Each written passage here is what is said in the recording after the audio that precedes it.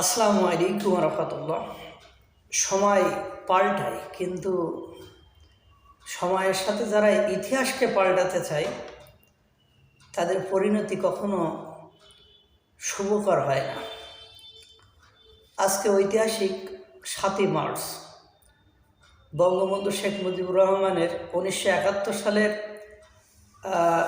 ৭ই মার্চের সেই ঐতিহাসিক ভাষণ, যেখানে শেষ অংশে তিনি বলেছিলেন, এবারের সংগ্রাম মুক্তির সংগ্রাম, এবারের সংগ্রাম স্বাধীনতার সংগ্রাম, যেটা ইউনেস্কো আন্তর্জাতিকভাবে স্বীকৃতি দিয়েছে এই ঐতিহাসিক ভাষণকে।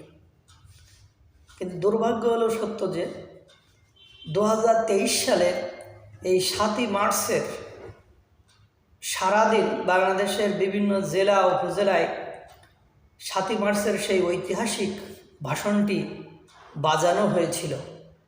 আজ 2025 সালে 23-24 মানে এর আগে বাজানো হয়েছিল, কিন্তু আজ 2025 সালের ৭ই মার্চ, ঐতিহাসিক সেই ৭ই মার্চ।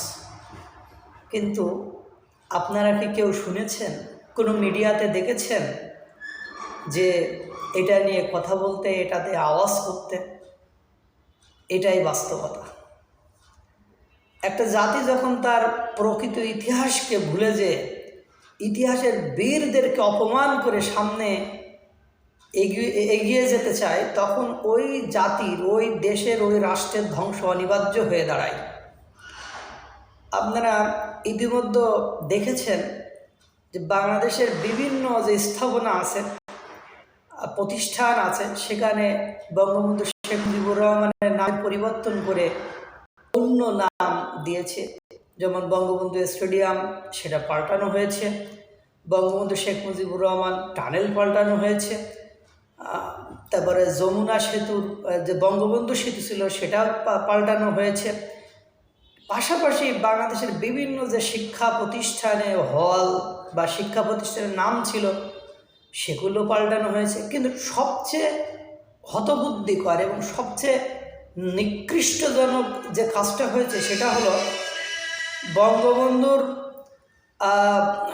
ইসলামী ইউনিভার্সিটিতে, মানে কুষ্টিয়া ইসলামী বিশ্ববিদ্যালয়ে বঙ্গবন্ধু শেখ মুজিবুর রহমান হলের নামের পরিবর্তন করে একজন রাজাকার শাহ আজিজুর রহমান, যিনি 1971 সালের 25শে মার্চ রাতে বাংলাদেশে যে পাকিস্তান হানাদার বাহিনী নারকীয় গণহত্যা চালিয়েছিল, সেই গণহত্যার পক্ষে ছাপাই গিয়ে জাতিসংঘে প্রোপাগান্ডা ছাড়িয়েছিল। সারা বিশ্বের মধ্যে দাঁড়িয়ে তিনি বলেছিলেন যে পাকিস্তান বাংলাদেশে কোনো গণহত্যা চালায়নি। বঙ্গবন্ধু শেখ মুজিবুর রহমানের নামের পরিবর্তন করে সেখানে তার নামটা রাখা হয়েছে। তাহলে বোঝেন, স্বাধীনতা, সার্বভৌমত্ব আসলেই বাংলাদেশে বর্তমান সময়ে বিপন্ন। পাশাপাশি বাড়িতে বসে বঙ্গবন্ধু শেখ মুজিবুর রহমান 6 দফা গণঅভ্যুত্থান বা মানে আপনার 71-এর নির্বাচন বা দেশ গঠনের পরিকল্পনা বা আপনার ভাষা আন্দোলন, যে এই ব্যক্তিকে আমরা আমাদের দেশে তার গ্রাফিতি, তার মোরাল, তার ছবি সব কিছুকে ডিলিট করার চেষ্টা করছে, এখনও করেছে। সবচেয়ে দুর্ভাগ্যজনক বিষয় হলো ধানমন্ডি 32 নম্বর বাড়ি বুলডোজার দিয়ে গুড়িয়ে দেওয়া হলো সরকারের সামনে। সরকার কোনো ভূমিকা পালন করেনি।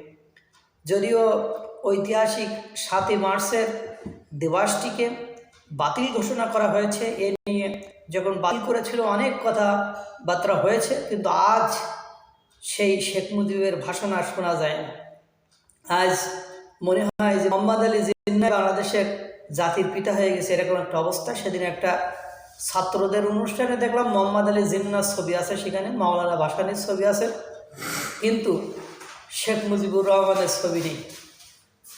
এভাবে জাতি যদি তার ইতিহাসের বীরদেরকে অশ্রদ্ধা করে, অসম্মান করে, তাহলে বুঝবেন সেই জাতির ধ্বংস অনিবার্য।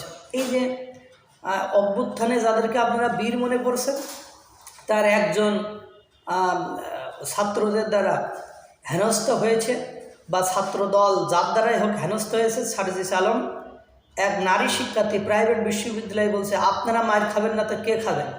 আপনারা সাজানো বোঝানো দেশটাকে ধ্বংস করে দিয়েছেন। একদম মিডিয়াতে ভাইরাল, মিডিয়াতে কথা বলা হয়েছে। আপনারা 6 মাসে আপনাদের